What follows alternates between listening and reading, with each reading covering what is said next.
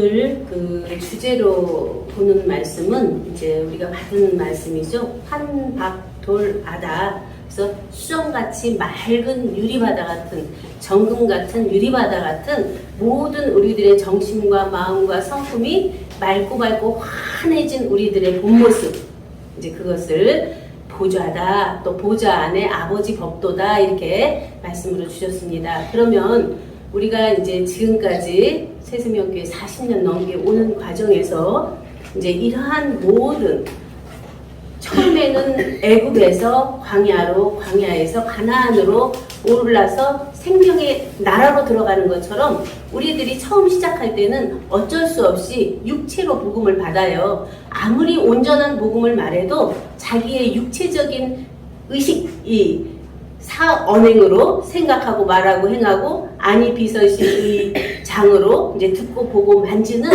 그러한 삶이 되는데, 점점 가다 보면은 육적으로 하는 건 더러움만 보이잖아요. 자기의 안 되고 거짓말하고 시기질투 있고 이러한 모든 것이 보이는 데서 떠나고 싶잖아요. 그러다가 그 욕구가 이제 알고 싶은 면으로 변하게 되더라고요. 그래서 이제 그 하나님은 누구시고 예수 그리스도는 누구시고 나는 누구고 해서 그러한 알미 되는데, 또 거기가 욕구로 들어가더라고요. 자기가 향상하려고 하는 욕구 중심으로 가는데, 거기서도 계속 말씀을 듣는데 온전한 말씀은 선포되고 있는데 자기의 정신적, 이기적 중심으로 듣기 때문에 그 온전함에 이르지 못하더라고요. 그러다가 이제 영적인 면에서 이러한 인간의 정신으로는 이 자체를 접할 수가 없구나.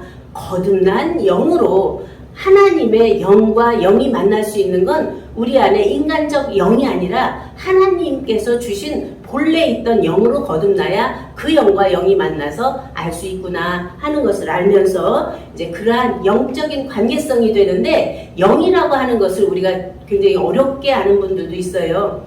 영 그러면 푸뉴마, 이제 헬라어예요. 히브리어로는 루아흐예요. 루아흐는 뭐냐면 영인데, 우리가 영, 그럼 정신적인 거잖아요. 저 사람의 정신과 내 정신이 합일체가 될 수 있는 건 뜻이 맞아야 그게 되거든요. 그러면 그 왜 무당들도 접신하면은 그 누구 아버지의 영이 와서 막 그처럼 행하잖아요. 그런 것처럼 우리 안에 본래 하나님 자체의 영과 예수 그리스도께서 다 이룬 십자가로 돌아가시고 11조로 드렸고 영광의 보좌의 아버지와 하나 돼서 보내신 그 영과 영이 딱 안에 되어버리면 온전한 생명의 이제로 나아갈 수 있는데, 그 영을 받지를 못하기 때문에, 알지를 못하기 때문에 이제 많은 세월을 헤맬 수가 있었죠. 그런데 이제 우리가 그러한 처음에는 그 흙으로 사람을 만들어서 생기를 불어넣은 분이 여호와 하나님이잖아요. 예호바 엘로힘. 그가 흙이에요. 자연인데 자연에다가 하나님의 생기를 불어넣으니까 사람으로 변했잖아요. 그 사람이 하나님의 형상과 모양을 닮은 사람인데, 거기서 이제 명령을 주고 여러 가지가 이제 일어나게 되는데, 이제 거기서는 인죄론으로 넘어가죠. 근데 그러한 면에서 예수님도 십자가에서 돌아가시고 부활하신 후에 뭐 하셨어요? 처음에 숨을 내쉬며 성령을 받으라 그러거든요. 그는 부활하신 후에는 투명인간이 돼버렸어요. 문이 닫혔는데도 들어오고 마음 안에도 들어오고 여기저기 그냥 들어오시면서 그 안에서 숨을 내쉬면서 성령을 받으라 그러시거든요. 이제 그런 면에서 우리가 성령의 임함이, 그러한 주님이 부활하셔서 주신 성령, 그런가 하면 보혜사, 보좌에 오르셔서 보혜사 진리의 성령으로 오셔서 우리 안에 강림하신 그 성령이 내 안에 임재돼서 정말 진정한 하나님의 신부가 된다.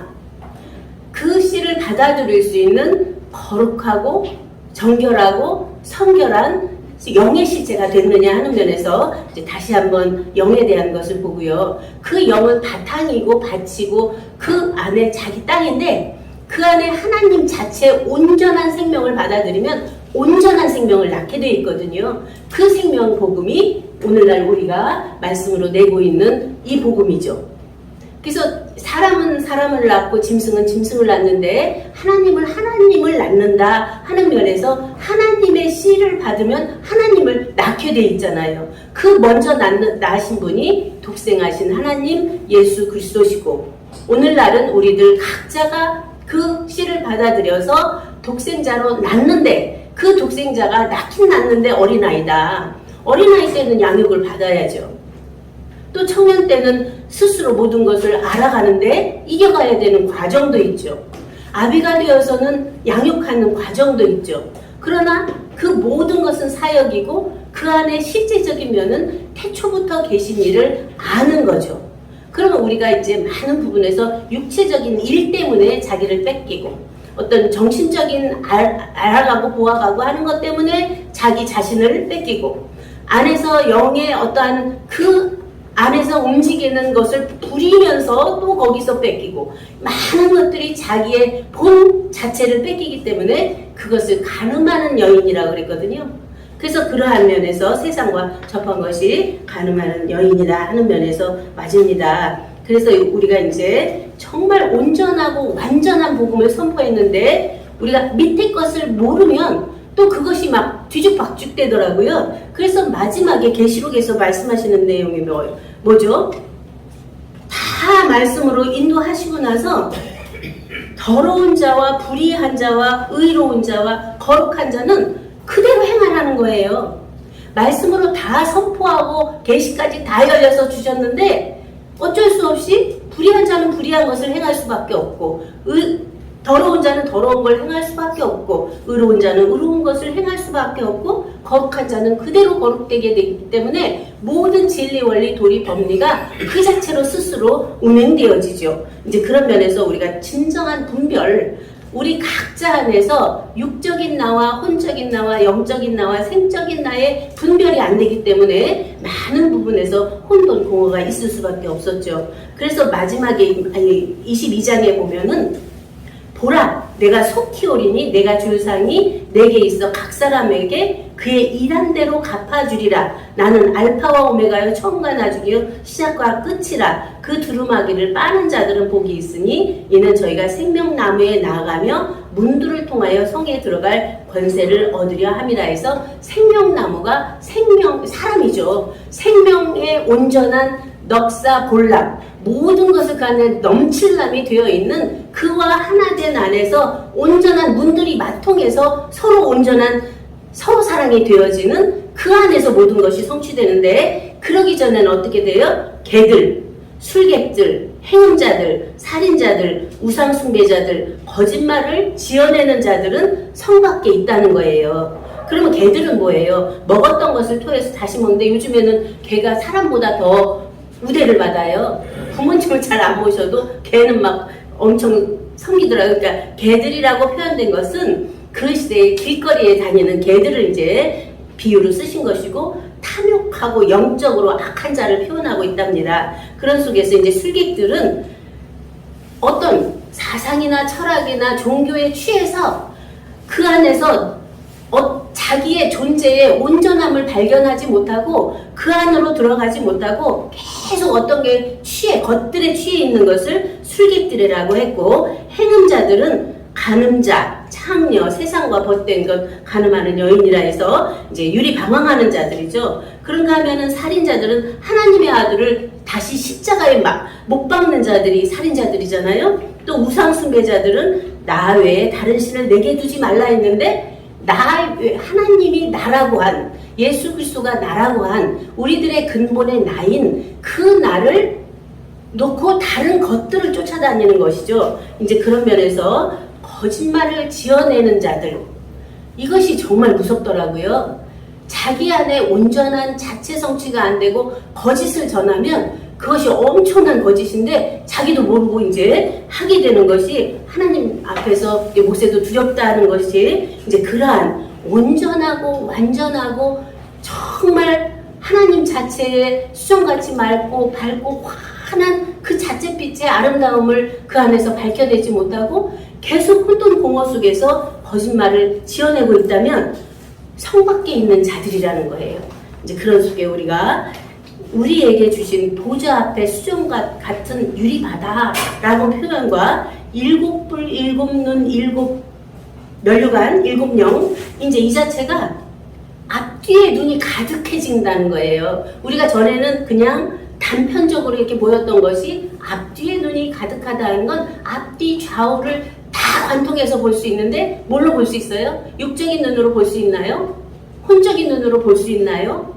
영적인 눈으로도 부분적인 것은 볼 수 있지만 하나님 자체 눈으로 볼 때만 그 자체가 보여지는데 이제 그 안에 되어지는 많은 그 비밀들이 있는데 그 일곱 뿔이라고 하는 것은 힘과 능력이에요. 그리고 눈은 아인, 이 눈, 빛하고 연결되어 있잖아요. 그러면 그 안에서 감추어져 있는 것은 가장 소중하고 사랑스러운 것을 내포하고 있다는 거예요. 이 눈이. 근데 본다고 하니 너희 죄가 그저 있다고 하는 면으로 보는 눈이 있고 보는데 너희가 보는 것이 복이라고 하는 그 눈이 있죠. 그런 속에서 우리들 각자가 그러한 온전함을 지향해가고 바라보고 하고 있는데 되어지지 않는다면 다시 한번 자기를 관조해 봐야 되겠더라고요.